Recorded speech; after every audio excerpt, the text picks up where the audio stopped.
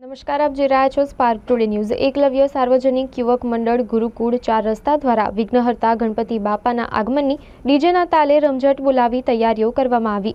ખૂબ જ મોટી સંખ્યામાં યુવક અને યુવતીઓ ગણપતિ બાપાને લેવા માટે જોડાયા હતા। આ મંડળનું આ 20મું વર્ષ હોય તેમ મંડળના સભ્યોએ જણાવ્યું હતું। સ્પાર્ક ટુડે ન્યૂઝથી નરેશ પરમાર।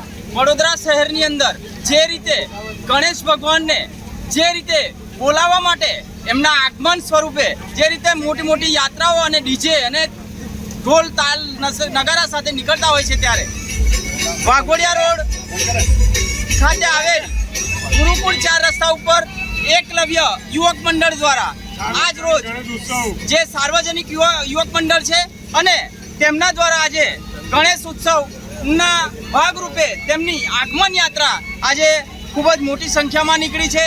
ડીજેના તાલ સાથે અહીંયા બધા ઝૂમી રહ્યા છે અને ખૂબ જ સુંદર આજનો આ કાર્યક્રમ લાગી રહ્યો છે। સીધી વાત કરીશું, ભાઈ શું કાર્યક્રમ છે આપનો?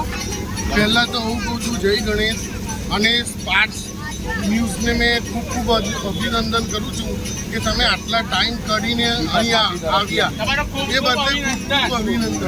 અને એકલવ્ય ગ્રુપ આ 20મા વર્ષે મંગલ એ કરે છે, એ મંગલ પ્રવેશ કરે છે, એ બદલે બહુ સારું છે ને આ રીતે જ થશે તહેવાર। અને જય ગણેશ। અને બીજું હું કહું છું કે પબ્લિકનો સાથ સહકાર રહેશે તો આગામી જે વર્ષે બહુ મોટું આયોજન થશે। હવે આપણા દક્ષેશભાઈ બોલશે। વડોદરા શહેરની અંદર આ રીતે જે પૂર આવ્યા અને આપણને સંકટો થાય છે, તો ગણપતિ બાપાને શું પ્રાર્થના કરશો? બસ ખાલી બાપાને એટલી પ્રાર્થના કરું છું કે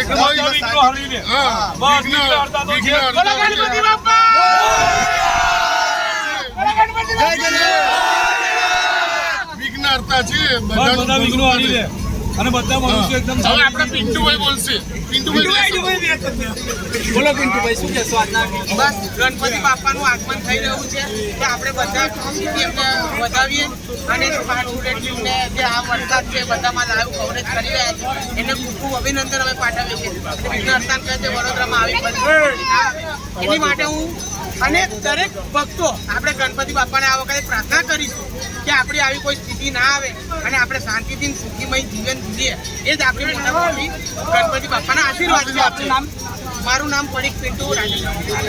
તો આ હતા એકલવ્ય યુવક મંડળ અને જેઓ ગણપતિ લઈને નીકળ્યા છે, ખૂબ મોજ સાથે નીકળ્યા છે અને ભગવાનને પ્રાર્થના કરી રહ્યા છે કે આવેલા અત્યારે ટૂંક સમયમાં આવેલા પૂર જેવા પૂરથી એવા સંકટથી અમને ગણપતિ બાપા બચાવે। સ્પાર્ક ટુડે ન્યૂઝથી નરેશ પરમાર।